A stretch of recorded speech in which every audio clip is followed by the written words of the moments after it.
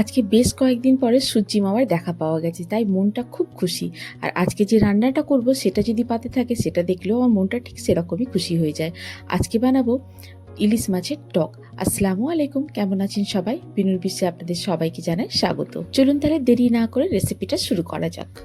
এই রান্নাটা খুব ঝটপট হয়ে যায়, মিনিট 5-7 থাকলে রান্নাটা কমপ্লিট হয়ে যাবে। আমি একটা কড়াই চাপিয়ে দিয়েছি, কড়াইটা গরম হয়ে গেলে দিয়ে দেবো এতে সর্ষের তেল। সর্ষের তেলটা যতক্ষণ গরম হচ্ছে ততক্ষণ মাছে আমি নুন আর একটু হলুদ মাখিয়ে নেব ভালো করে। তবে নুন হলুদ মাখিয়ে কিন্তু বেশিক্ষণ রাখবো না, এই মাছটাকে তাড়াতাড়ি মাখিয়ে এবারে তেলের মধ্যে দিয়ে ভেজে নিতে হবে। তাই তেলটা কড়াই দিয়ে তখন নুন হলুদ মাখিয়ে দেবো মাছে ভালো করে। এই নুন হলুদটা কিন্তু মাছে বেশ ভালো করে মাখাতে হবে। এই কয়েকদিন যাবৎ আমি বেশ বড় বড় রেসিপি শেয়ার করছি আপনাদের সঙ্গে, হয়তো দেখতে একটু বিরক্ত লাগছে, কিন্তু কি করব বলুন, অনেকটাই কেটে ছেটে যেটুকু না দিলেই নয় সেটুকুই দেয়া।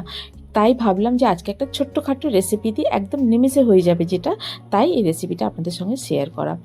এবারে নুন হলুদ মাখানোর পরে মাছে দিয়ে দিচ্ছি তেলের মধ্যে কালো জিরে। এই রান্নাটাতে খুব বেশি মশলাপাতি লাগে না, তেল খুব সামান্য লাগে, আর পেঁয়াজ তো লাগেই না। তেলটা গরম হয়ে গেলে জিরেটা দিয়ে দিয়েছিলাম, কালো জিরে যখন ফাটতে শুরু করবে তখন নুন হলুদ মাখানো মাছটা দিয়ে দেব। মাছটা দিয়ে কিন্তু খুব বেশিক্ষণ ভাজবো না, একেবারে খুব হালকা করে 2 পিঠ ভেজে নেব। এই কড়াতেই রান্নাটা হয়ে যাবে, মাছটা ভেজে আলাদা করে তুলে রাখার কোনো দরকার নেই।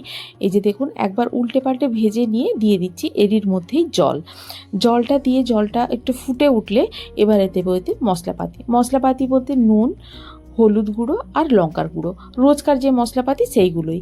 জিরে ধনে গুঁড়ো কিন্তু দেবো না এতে। দিয়ে এই যে এটা ঝোলটা যখন ফুটে উঠবে তখন দিয়ে দেবো এতে কাঁচা লঙ্কা এখানে আমি গোটা 3 মতো দিচ্ছি, আপনারা আপনাদের টেস্ট অনুযায়ী দেবেন। আমি এখানে লঙ্কাটা চিড়ে দিচ্ছি না, গোটাই দিয়ে দিয়েছি।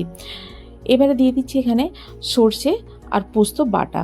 সর্ষেটা দিয়েছি এখানে 1 চা চামচের মতো, আর পোস্ত দিয়েছি 1/2 চা চামচের মতো।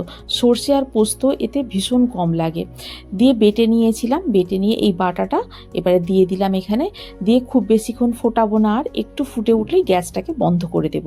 দিয়ে এবারে আমি এতে দিয়ে দেব লেবু।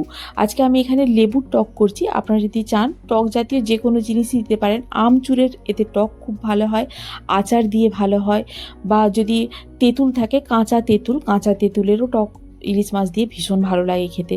তবে আমার পছন্দ যদি বলেন তাহলে আমার বেশি ভালো লাগে এই পাতিলেবু দিয়ে টক, আর তা না হলে আমের যে নর্মাল যে আচার হয় সেই আচার দিয়ে টক, আর না হলে আমচুর দিয়ে টক। এইগুলো আমার ভীষণ ভালো লাগে ইলিশ মাছ দিয়ে। এই যে দেখুন রান্নাটা কি ঝটপট হয়ে গেল।